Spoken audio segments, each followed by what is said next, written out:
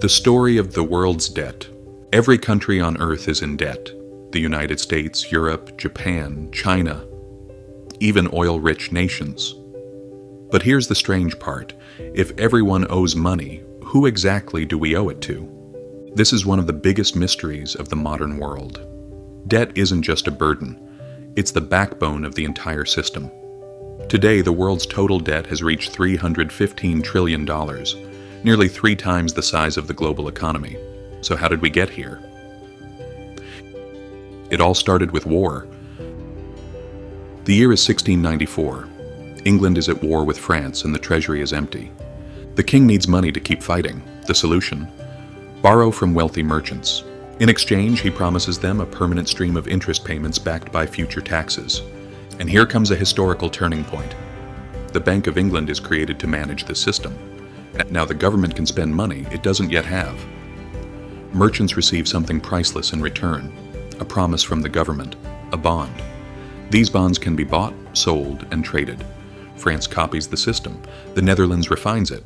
The newly independent United States adopts it to finance its revolution and westward expansion. Suddenly, debt is no longer a sign of failure. It's a sign of credibility. Where empires once conquered lands for gold, now they issue bonds to earn interest. The battlefield moves from open fields to balance sheets. Debt grows, and the world changes. Centuries pass, and today the US owes $38 trillion. Japan owes $9 trillion. Europe owes $14 trillion. Every country is in debt. Every bank lends, and every citizen, knowingly or not, is part of the chain, through taxes, savings, retirement funds. But the big question remains, who's holding the other end of the rope? America owes America most of all. Let's look closely at US debt. Of the $38 trillion, about half is publicly held, meaning owed to investors outside the government. 2/3 of those investors are Americans, banks, insurance companies, retirement funds, even the Federal Reserve. The remaining third, about $9 trillion, is in foreign hands. Japan tops the list with around $1 trillion, followed by China, the UK, Luxembourg, and Belgium. So when people say the US owes China, it's true, but that's only 2% of total debt. Most of America's debt is owed to itself. The Treasury issues bonds. Banks and funds buy them. The Federal Reserve often buys them back, creating new dollars. Americans pay taxes to cover the interest on those bonds, which flows back into US retirement funds. It's a circular mirror. The debt is real, but the creditor is mostly a reflection of the system itself. A global cycle. Everyone owes everyone. This isn't just America's story. Japan lends to the US through treasuries. The US lends to Europe via the IMF. Europe lends to developing nations through the World Bank. Those countries in turn park foreign reserves in Western bonds. It's a planetary game of hot potato, except the potato is promises. Every country holds someone else's IOU. Every promise is backed by another promise. And the only rule is, nobody stands up. The invisible power. Markets. Behind every government bond is a network. Hedge funds, pension funds, sovereign wealth funds, and central banks. They are the real arbiters of credit. They decide which nations borrow cheaply and which pay premiums to survive. Democracy decides who governs. Markets decide who survives. And the strongest player of all? The central bank. It doesn't just manage debt, it creates it. Every bond purchase generates new money. One balance sheet's liability becomes another's asset. Every dollar in circulation represents a unit of debt somewhere else. There is no such thing as debt-free money. When confidence fails. This system works as long as investors believe governments will pay interest, but when confidence falters, the consequences are dramatic. In 2010, Greece, the government couldn't pay its debt. Bondholders panicked. Interest rates skyrocketed. The European Central Bank and IMF intervened, but the rescue came with austerity. Higher taxes, spending cuts, mass unemployment. For an entire generation, bailout became another word for sacrifice. Repeated defaults in Argentina turned debt into a national curse.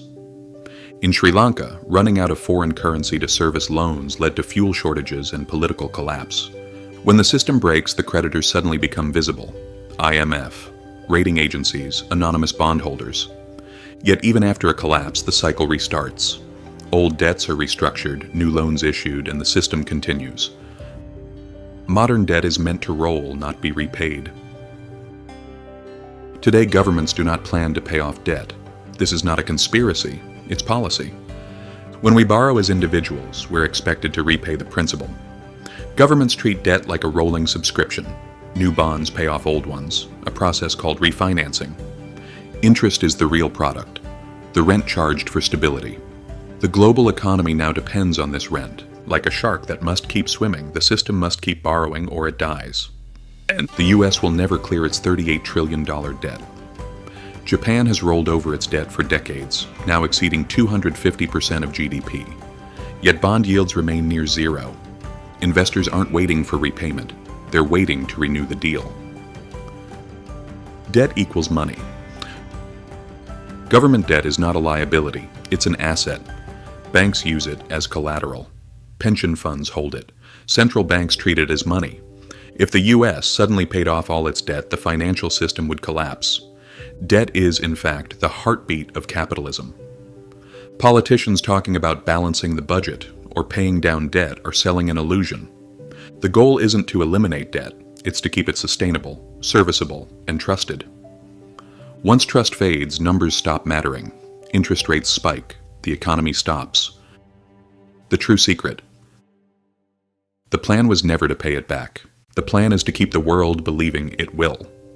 This is a closed loop of trust. As long as that trust holds, numbers can stretch indefinitely. But trust isn't evenly distributed. Interest payments flow upward, from taxpayers and workers to the institutions and investors who hold the debt. Debt isn't just a transfer between nations, it's a transfer between classes. Global inequality and global indebtedness rise together. Creditors are rewarded while debt payers are burdened.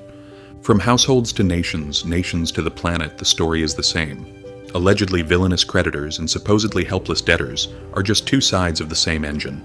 But when the engine runs out of fuel, when borrowing can't keep pace with promises, the question, who's the creditor, becomes personal. At the top of this global pyramid, there's no single face to blame. It's not China, it's not Wall Street, it's not the IMF. It's all of them, and us. The modern financial system has turned debt into money. Governments issue it, banks multiply it, investors trade it, citizens depend on it. Debt once meant bondage.